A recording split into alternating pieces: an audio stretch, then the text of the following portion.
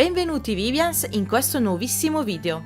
Dopo aver parlato per molto tempo dell'Ottocento inglese con pazza epoca vittoriana e Regency, è giunto il momento di rivolgere lo sguardo a ciò che accadeva nello stesso periodo in casa nostra.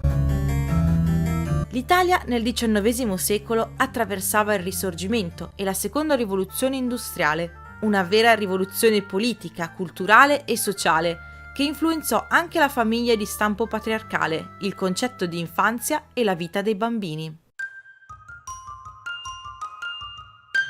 I rapporti familiari. Nella prima metà del 1800 la famiglia italiana era molto diversa rispetto a quella di oggi. Nonostante in questo periodo l'Italia fosse ancora divisa in tanti stati, le condizioni di vita erano comuni in tutto lo stivale. In famiglia vigeva non solo una rigida gerarchia e separazione dei ruoli, ma anche un'enorme distanza tra i membri che la componevano. Marito e moglie trascorrevano pochissimo tempo insieme, anche quando non lavoravano, non stavano tra di loro, ma in compagnia di altre persone. Anche i figli erano tenuti a distanza dai propri genitori, che li educavano alla sottomissione. Il rispetto era più importante dell'amore. Le dimostrazioni di affetto da parte dei genitori erano quasi inesistenti. Con i figli non c'era nemmeno la confidenza che noi daremmo oggi a un amico. L'autorità del capofamiglia era indiscussa. Era il padre che prendeva tutte le decisioni. I figli erano tenuti a rispettarlo, ad ubbidirgli e a rivolgersi a lui con il lei o con il voi. All'epoca la maggior parte delle persone non conosceva il concetto di infanzia. I bambini erano considerati dei piccoli adulti e come tali dovevano comportarsi. Non si pensava che i bambini avessero caratteristiche ed esigenze proprie, perciò venivano adultizzati in tutte le classi sociali. I bambini ricchi. Le madri nobili e borghesi raramente allattavano i figli. Appena nati li affidavano a una balia che viveva in campagna e accudiva il neonato per circa 2 anni, durante i quali riceveva sporadiche visite da parte della madre e ancor più rare dal padre. Il motivo delle visite più che affettivo era di controllo dell'operato della balia e il suo pagamento. Dopo il periodo baliatico i bambini venivano riconsegnati ai genitori. Susseguiva un'educazione impartita in casa da un precettore privato. I maschi ad una certa età continuavano la loro istruzione in collegi religiosi o militari e poi in università. A casa il bambino non viveva il calore familiare, ma trascorreva la giornata separato dai genitori e sorvegliato dai domestici. I giochi che gli venivano messi a disposizione erano volti al ruolo che avrebbe ricoperto da adulto, quindi bambole e casette per le bambine e soldatini e armi giocattolo per i bambini. I genitori e i figli si vedevano più che altro durante i pasti. Il pranzo veniva consumato molto tardi, tra le 15 e le 17, e durante esso vigeva un rigido galateo. I figli dovevano arrivare a tavola puntuali, ma fino a una certa età non mangiavano allo stesso tavolo dei genitori e non potevano alzarsi senza il permesso del capofamiglia. Dal bambino ci si aspettava un comportamento assennato, riflessivo e garbato, come quello di un adulto. Anche loro dovevano conoscere e rispettare le regole del galateo. Nel poco tempo che il bambino passava con il padre, quest'ultimo lo trattava come inferiore. Coccole e carezze erano bandite. Anche porre troppe domande al genitore era visto come un tentativo di mettere in dubbio la sua autorità. Persino ridere con il figlio era considerato un segno di debolezza. Il bambino veniva poi sottoposto dal padre a delle prove per temprarlo e prepararlo alla vita. Ad esempio, abluzioni con l'acqua fredda, prove per vincere la paura, lunghe passeggiate, anche in montagna, durante le quali al figlio era proibito lamentarsi per la fame, la sete o la stanchezza. Un buon padre del tempo si preoccupava di preparare il figlio non solo alla dura vita adulta, ma anche alla morte. In quell'epoca la mortalità infantile era frequente e superare i 20 anni era una fortuna. I libri di testo delle scuole elementari di fine Ottocento parlavano spesso di malattie, morte, tombe e cimiteri e veniva esaltata la morte eroica, così da educare i pargoli a sacrificarsi per la patria. I libri erano pensati per la formazione dei bambini appartenenti alla borghesia. I temi ricorrenti erano la famiglia, la patria, l'etica del lavoro e del risparmio, l'obbedienza e il rispetto verso la stratificazione sociale. Un esempio di questo tipo di letteratura per ragazzi è il libro Cuore di Edmondo De Amicis, che molti di voi conosceranno. Nella società ottocentesca l'ordine e la sottomissione erano garantiti sia nel privato dal capofamiglia che nel pubblico dal governo. I bambini poveri. Se l'infanzia dei bambini ricchi era dura, quella dei bambini poveri era ancora più brutale e traumatica. Nessun gioco, nessuno spazio privato, ma convivevano nella stessa stanza con numerosi fratelli e sorelle. I bambini erano una potenziale forza lavoro, per questo le famiglie povere erano molto numerose. C'erano però genitori che non riuscivano nemmeno a provvedere al sostentamento del figlio fino al momento in cui anche egli avrebbe lavorato. Perciò era diffuso l'aborto e l'abbandono dei neonati davanti alle chiese. Il padre decideva ogni cosa. Si occupava dell'amministrazione economica della famiglia, dell'educazione dei figli, specialmente quella dei maschi, a cui sceglieva persino la moglie. Il matrimonio veniva considerato sia dal punto di vista del vantaggio economico che dell'immagine della famiglia stessa. Riguardava più l'unione delle famiglie che quella dei due sposi. Sia in campagna che in città era diffuso il lavoro minorile. Donne e bambini erano i più sottopagati e sfruttati. Nel settentrione del paese i bambini cominciavano a essere impiegati nelle prime fabbriche, mentre nel meridione venivano impegnati soprattutto nei campi o nelle miniere.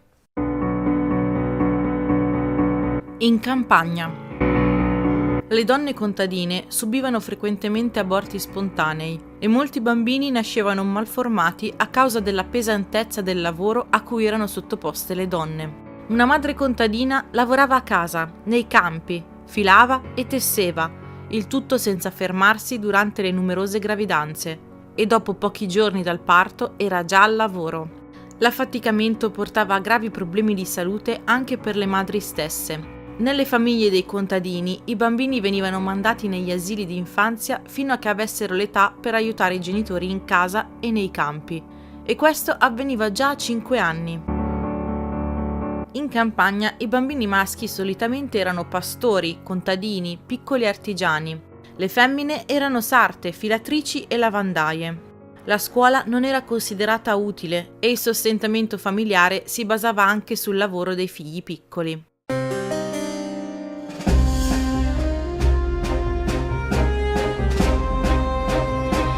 In città. In epoca ottocentesca, con l'avvento dell'industrializzazione, i bambini dai 5 anni in su venivano impiegati nei lavori di fabbrica o come apprendisti nelle varie botteghe in città. I bambini, pur ricevendo 1/3 del salario degli adulti, erano comunque tenuti a orari di lavoro estenuanti. Si andava dalle 9 alle 12 ore di fila, pressoché senza pause, a volte fino alle 18 ore, con turni notturni, che privavano i bambini delle ore di sonno minime a mantenersi in salute. Quando i bambini erano stremati, venivano picchiati per obbligarli a lavorare.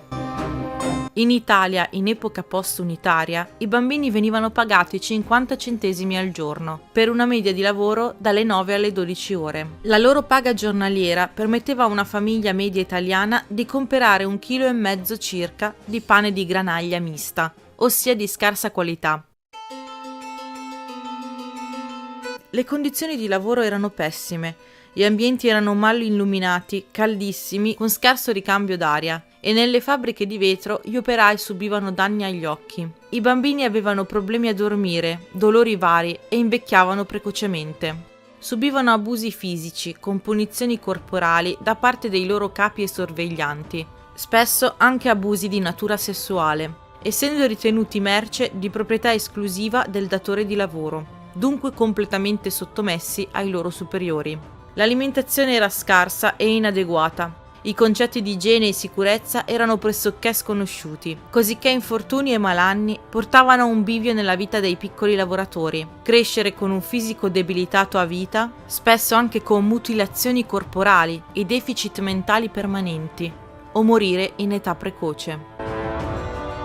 Influiva in maniera drastica la non affluenza a scuola, in quanto i piccoli erano occupati nel lavoro ed educati con una disciplina rigida e cruenta da parte dei loro padroni o dei familiari stessi. A causa dei frequenti abusi subiti, durante il XIX secolo in Europa sorsero molti orfanotrofi o brefotrofi, dove vivevano i piccoli vittime di condizioni di grave disagio psichico e fisico. Un bambino su 4 moriva per i maltrattamenti subiti precedentemente. Nel 1870 i bambini nel comparto tessile italiano costituivano più del 23% del totale della forza lavoro del settore. Le prestazioni dei bambini erano ritenute importanti non soltanto in virtù del loro costo più basso rispetto a quello di un adulto, ma anche perché erano in grado di compiere operazioni precluse ai più grandi. Nelle industrie tessili, per esempio, le mani più piccole delle giovanissime operaie riuscivano a compiere meglio alcune operazioni sui filati. Di conseguenza, l'impiego di minori presso industrie, fabbriche e manifatture era decisamente esteso. I piccoli lavoratori venivano impiegati anche nel commercio minuto e non di rado li si poteva vedere nei mercati a vendere prodotti, sia in città che in campagna.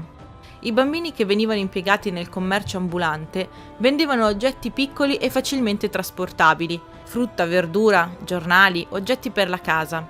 Ma, particolare inquietante, i bambini erano loro stessi oggetto di mercato. Venivano letteralmente ceduti, con tanto di contratto, a padroni d'attività che li mandavano in giro per le città a vendere oppure a suonare. Il Parlamento italiano nel 1873 proibì l'impiego di fanciulli in professioni girovaghe. Erano molto utilizzati in Basilicata come venditori, suonatori, cantanti, saltimbanchi, cartomanti e questuanti. Un mestiere durissimo, anch'esso svolto da moltissimi bambini, era quello dei minatori nelle miniere di zolfo in Sicilia. Il lavoro dei fanciulli, chiamati carusi, consisteva nel trasporto sulla schiena del minerale in sacchi o ceste. Se volete un approfondimento sui carusi, fatemelo sapere con un commento. Il governo cercò di arginare il problema del lavoro minorile, ma lo fece tardi e in modo disordinato. Nel 1876 furono adottati provvedimenti per la riduzione degli orari di lavoro, ma l'innalzamento dell'età minima a 12 anni e a 13 per cave e miniere arrivò solo nel 1902, che stabilì anche un massimo di 8 ore lavorative per i bambini fino a 12 anni e 11 per i ragazzini fino a 15. Nel 1904 la politica intuì che un'arma potente contro il lavoro infantile fosse la scuola. Così l'obbligo scolastico fu elevato dai 9 ai 12 anni e la legge che lo stabiliva fu rinforzata qualche anno dopo con l'obbligo di licenza del triennio elementare per l'accesso al lavoro. Solo nel 1919 l'International Labour Organization adottò la Convenzione sull'età minima dell'industria, stabilendo che l'età minima del consenso per lavorare nelle fabbriche fosse di 14 anni. In Italia l'età minima per lavorare fu portata a 15 anni solo nel 1967. Forse vi sorprenderà sapere che in Italia il lavoro infantile è ancora radicato ed è distribuito tra attività di ristorazione, attività domestiche, venditori ambulanti e non, e lavori in campagna. Il mutamento della famiglia. Nell'Ottocento, nonostante la maggior parte dei rapporti tra genitori e figli fosse basata sull'ubbidienza, tra le famiglie più istruite e sensibili qualcosa stava cambiando. Si intravedevano le prime crepe nella solidità della tradizionale struttura familiare di stampo patriarcale. La società si stava evolvendo, così nei ceti più elevati la tirannia del capofamiglia verso la moglie e i figli andava ad affievolirsi. L'opinione pubblica iniziò anche a condannare l'abitudine dei mariti ubriachi di picchiare le mogli. L'Inghilterra assunse il ruolo di guida in questo processo di trasformazione. I ruoli familiari divennero più flessibili e l'individualismo del singolo cominciava ad affermarsi rispetto alle norme di gruppo. Emerse a poco un nuovo modello di famiglia, la famiglia coniugale e intima. Anche se il padre continuava ad essere la figura preminente, la distanza sociale fra lui e la moglie e tra genitori e figli si ridusse e aumentò il tempo che i membri della famiglia trascorrevano insieme. Il concetto di infanzia, nato a fine Settecento, cominciava a diffondersi nelle classi più elevate, dove l'infanzia iniziava ad essere una condizione di debolezza tollerabile. Le famiglie si spostarono verso la città e diminuì il numero dei figli. La famiglia coniugale intima emerse prima nelle città che nelle campagne. fu dalla borghesia intellettuale che iniziò la crisi del modello patriarcale e si affermò il nuovo modello di relazioni familiari. Arrivò ben presto all'aristocrazia, ma non riuscì a penetrare tra la maggioranza della popolazione italiana, che in città come in campagna continuava a sottostare al modello patriarcale. Grande importanza aveva il livello di istruzione del capofamiglia. Più era alto e maggiore era l'equità del rapporto tra moglie e marito e l'intimità tra i membri della famiglia.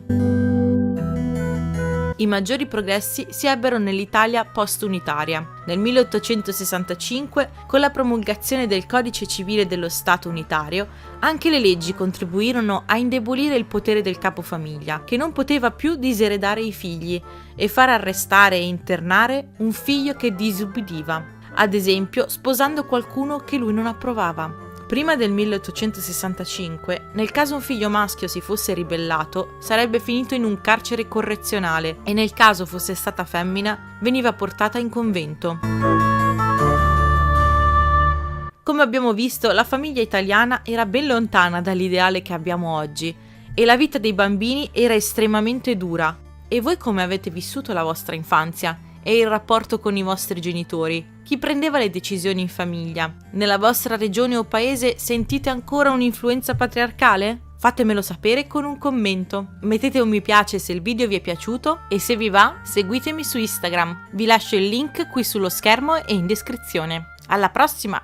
Ciao!